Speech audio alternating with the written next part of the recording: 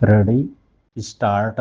इसमें दो राय नहीं कि कोई निचली अदालत अगर अपने फैसले में किसी आरोपी को बरी कर दे तो वह उसके लिए राहत की बात हो सकती है। इस लिहाज से देखें तो भारतीय कुश्ती महासंघ के पूर्व अध्यक्ष और भाजपा के पूर्व सांसद बृजभूषण शरण सिंह फिलहाल इसे अपनी जीत मान सकते हैं कि दिल्ली की राउज एवेन्यू कोर्ट ने उन्हें और एक अन्य अभियुक्त विनोद तोमर को महिला पहलवानों के यौन उत्पीड़न मामले में बरी कर दिया, मगर कई बार अदालत में सबूतों की प्रस्तुति किसी मामले में फैसले का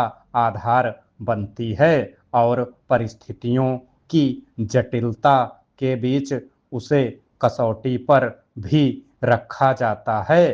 दरअसल घटना की गंभीरता और पीड़ित पक्ष के आरोपों के बीच कानूनी प्रावधानों की तकनीकी बारीकियों का लाभ भले ही किसी आरोपी को मिल जाए, लेकिन न्याय की मांग का सफर कई बार लंबा भी हो सकता है।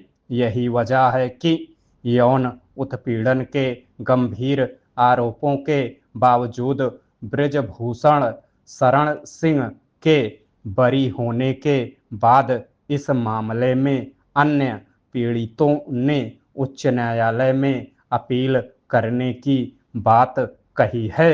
सही है कि अदालत का फैसला कानूनी प्रावधानों की कसौटी के मुताबिक हो सकता है, लेकिन यह भी ध्यान रखने की जरूरत होगी कि इस मामले के सामने आने के बाद कई पीड़ित महिला खिलाड़ियों ने आगे आकर अपने साथ हुए दुर्व्यवहार की शिकायत की थी। यह साफ होना बाकी है कि एक गवाह के बयान बदल लेने की वजह से क्या बाकी सभी पीड़ित महिलाओं की शिकायत निराधार हो गई। फिर देश में कानूनी प्रावधानों और उसकी व्याख्याओं के बीच कैसे वास्तविक आरोप भी कमजोर पड़ जाते हैं, यह छिपा नहीं है।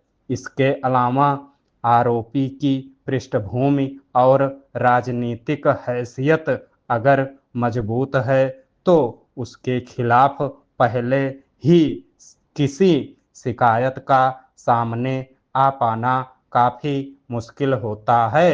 अगर शिकायत दर्ज भी हो जाए तो अदालत में उसके टिके रहने को लेकर हमेशा एक संशय बना रहता है। इसमें आरोप और गवाहों के बयान में अस्थिरता एक पक्ष हो सकता है, लेकिन खासा राजनीतिक प्रभाव रखने वाले आरोपी के सामने एक कमजोर पीड़ित की स्थिति क्या हो सकती है, यह समझना मुश्किल नहीं है। एक सवाल यह भी है कि ठीक उत्पीड़न के समय ठोस सबूत इकट्ठा करने पर ध्यान देना किसी भी पीड़ित के लिए कितना संभव है।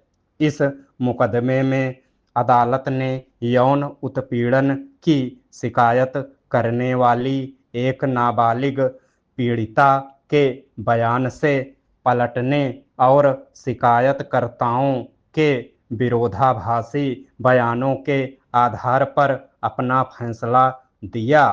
देश में यौन उत्पीड़न के मामलों में अव्वल तो पीड़ित महिला का सामने आ पाना ही अपने आप में महत्वपूर्ण होता है। फिर कानूनी बारीकियों से लेकर आरोपी के रसूख और प्रभाव के बीच अगर वह अपने बयान से पलट जाती है।